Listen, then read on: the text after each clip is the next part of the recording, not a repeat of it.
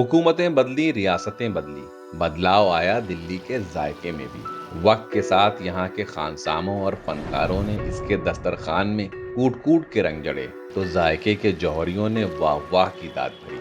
आइए मेरे साथ आप भी परखिए दिल्ली के दस्तरखान के इन दो नायाब फनकारों को, और दिल्ली के जायके के इस नए सफर में आपका खैर मकदम है।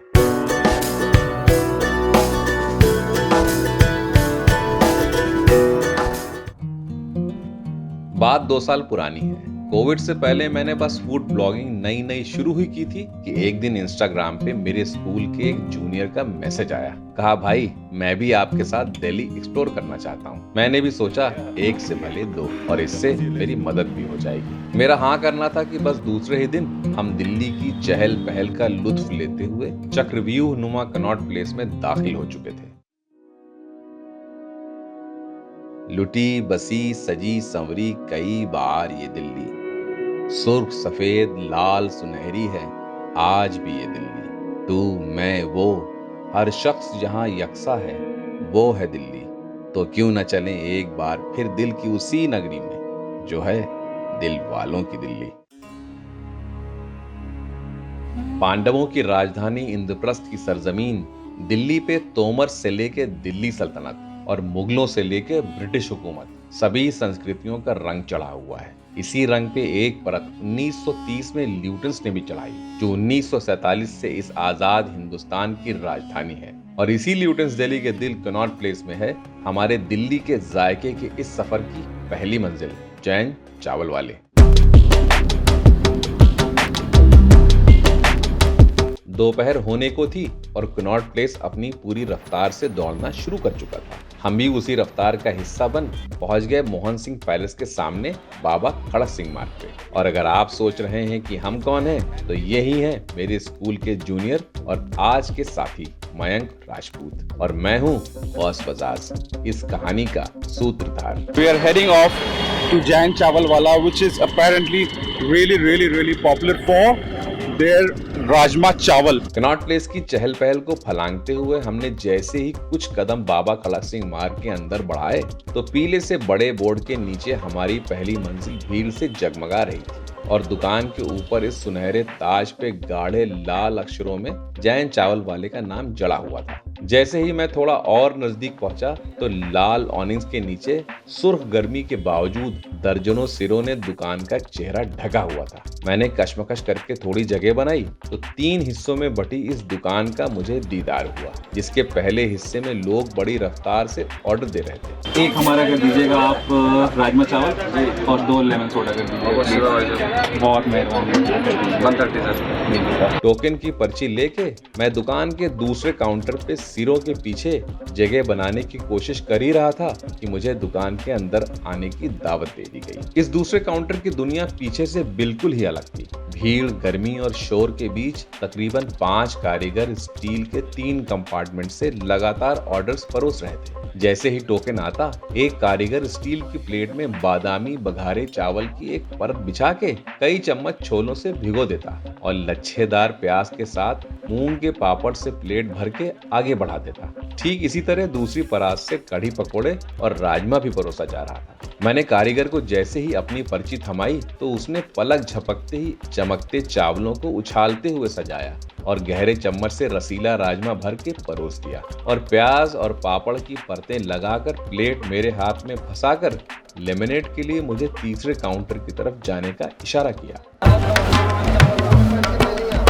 दुकान के इस तीसरे हिस्से में खौलते हुए तेल से भरी कढ़ाई दुकान के मुंह पे ही चढ़ी थी, जिसमें कारीगर पहले भटूरों के गुब्बारे फुलाता, फिर उन्हीं की इमारत बनाता, तो दूसरी तरफ 2 कारीगर थाली के लिए तेज आंच पे गर्मा गर्म फुलके फुला रहे थे। और इन दोनों करतबों के बीच तीसरे कारीगर ने मेरी पर्ची लेकर डिस्पोजेबल ग्लासेस में डाली बर्फ, और उसके ऊपर एक पूरे नींबू का रस निचोड़ दिया। फिर ऊपर से बरसाया 1 चम्मच मसाला और अंदाजे से डाली चाशनी, और आखिर में सोडे के बुलबुलों से पूरा ग्लास गर्दन तक भर दिया। जब मैं सब कुछ लेकर बाहर निकला, तो एक कोना भी खाली नहीं था। मजबूरन एक स्टूल मांगकर टेबल बनाना पड़ा। अब मैं लेता हूँ इस राजमा चावल का पहला जायका। काफी अच्छा है।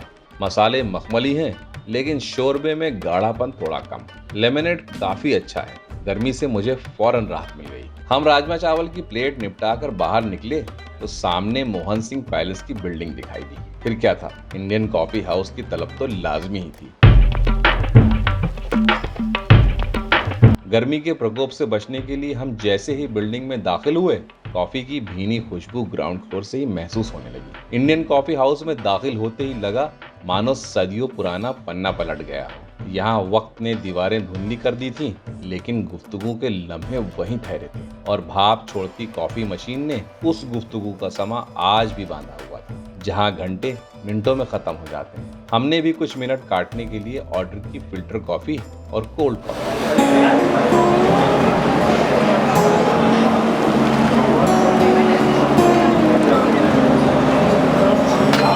जिसे थोड़ी ही देर में सफेद और हरी पोशाक वाले वेटर ने कॉफी टेबल पे परोस दी।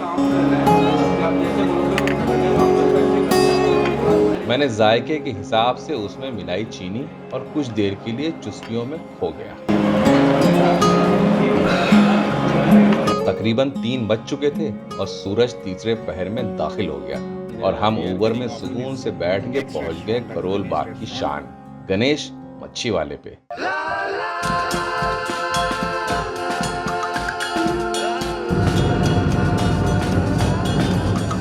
जैसे ही हम करोल बाग की सरहद में दाखिल हुए, मुझे सामने ही स्टील की चिमनियों से लदी एक सुरमई दुकान दिखी, जिसकी रौनक दूर से ही जलवा बिखेर रही थी। और ये सुनहरे बोर्ड पे चमकता 75 साल पुराना नाम ही हमारी मंजिल गणेश रेस्टोरेंट है।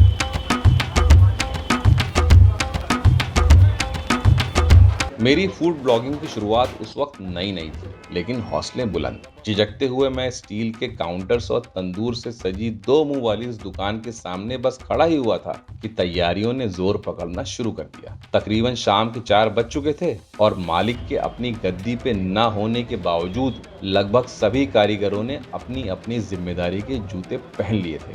सामने ही टेबल और बेंच पे बैठे 2 कारीगर नजरें झुकाए बड़ी शिद्दत से उबले हुए अंडों से छिलके उतार रहे थे, जिससे अभी यहाँ के मशहूर अंडे के पकोड़े तैयार किए जाएंगे। और बगल में ही जब तीनों तंदूरों में कोयले पूरी तरह दहक चुके, तो एक कारीगर ने तंदूरी चिकन के लिए मैरिनेटेड जाफरानी मुर्ग के टुकड़ों को सलीके से लोहे की सीखों में पिरोकर तंदूर में सुर्ख होने के लिए लगा दिया। और वहीं तंदूर की आड़ में 2 और कारीगर चिकन का ढेर सारा खुशबूदार कीमा लिए एक ही साइज के मुट्ठी बराबर सीख कबाब बड़ी रफ्तार से चढ़ा रहे थे। जब मैं दुकान के थोड़ा और अंदर दाखिल हुआ तो मेरी नजर इस बड़े से अवन पे पड़ी,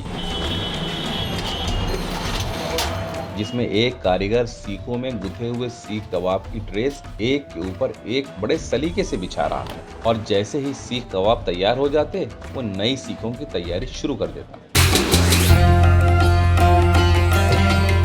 वहीं सामने ही दुकान के मुंह पे ही बड़ी सी लोहे की कढ़ाई में तेल खौल चुका था और जैसे ही सुनहरी किरणों ने दुकान को सामने से रोशन किया, एक कारीगर ने बेसन के सुनहरे घोल में साबुत अंडों को डुबो कर कढ़ाई में तैरा दिया। सरसों के गरम तेल का एहसास मिलते ही अंडों पे एक खस्ता परत चिपक गई और अंडे के पकोड़े तैयार होते ही एक जालीदार परात में इन्हें गुच्छे की तरह सजा दिया गया।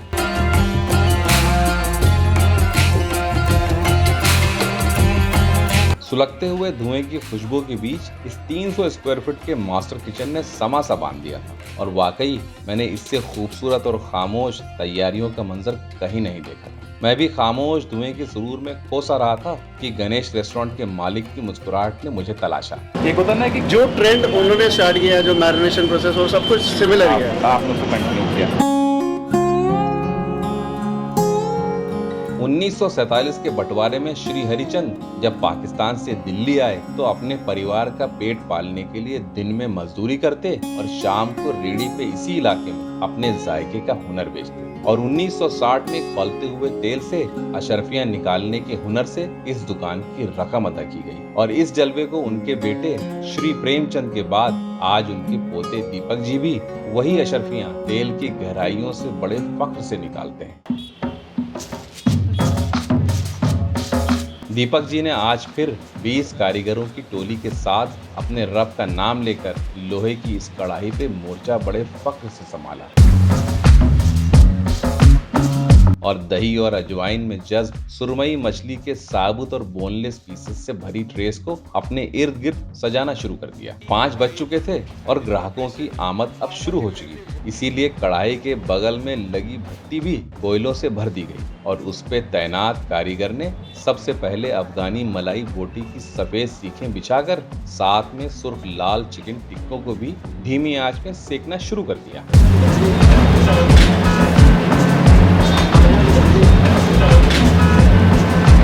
उधर दीपक जी ने तेल की गर्मी का पैमाना आंकने के लिए मछली का एक टुकड़ा बड़े आहिस्ता से डाला और आंच तेज कर दी। फिर एक के बाद एक लगातार पहले सुरमई मछली की साबुत परतें तेल में डुबाई और फिर चौकोर बोनलेस सुरमई डाल के तेज आंच पे बड़े इत्मीनान से देर तक तलते रहे।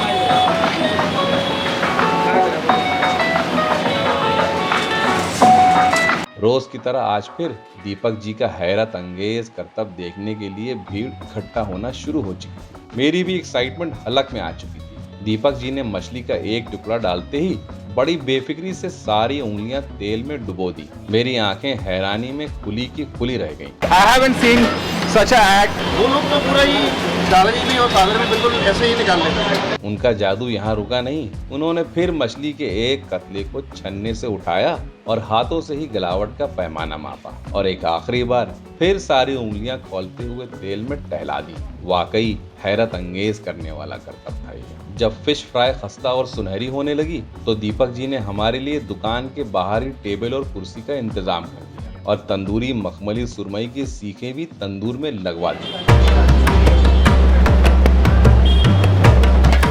और तैयार तली हुई सुरमई की एक फांक के साथ बोनलेस फिश भी टेबल पे परोस दी गई। साथ में परोसा प्याज, हरी चटनी और नींबू। जलती हुई इस मछली को मैंने जैसे ही छुआ उसकी परतें फौरन खुल गईं और मैंने इस बोनलेस फिश का अपना पहला जायका लिया। वाह वाह वाह, मछली की फ्रेशनेस हैरान करने वाली थी और मुंह में जाते ही घुल सी गई। अजवाइन का बड़ा खूबसूरत सा एहसास मिल रहा था। फिर मैंने ठीक उसी तरह बोन के साथ वाली सुरमई का एक कोना जैसे ही तोड़ा उसके रेशे किसी फूल की तरह खिल गए। बहुत ही जबरदस्त। मैं जायकों का जासूस बन ही रहा था कि अंडे के पकोड़े और तंदूरी सुरमई भी टेबल पे परोस दी गई। अंडे के पकोड़ों को 2 टुकड़ों में परोसा गया था और मैंने जैसे ही एक अंडे को दांतों से काटा, अंडे की जर्दी के साथ कुरकुरी परत ने जबरदस्त मजा दिया। बगैर टाइम वेस्ट किए मैंने फौरन तंदूरी सुरमई का एक जलता हुआ टुकड़ा उठा के अपनी जबान पे लपेट लिया। वाह भाई वाह, बहुत ही जबरदस्त। हल्के मसालों में मछली का अपना जायका और तंदूर का सोंधापन बड़ी खूबसूरती से बोल रहा था। मेरी एक्सपेक्टेशन नहीं थी बहुत ऑनेस्टली, बट इतना ज्यादा मजा आया। गणेश रेस्टोरेंट यकीनन दिल्ली का सबसे बेहतरीन और well organised live kitchen joint है। मिलते हैं कल दिल्ली के जायके के 2 और मशहूर फनकारों से। तब तक के लिए सत श्री अकाल, सलाम।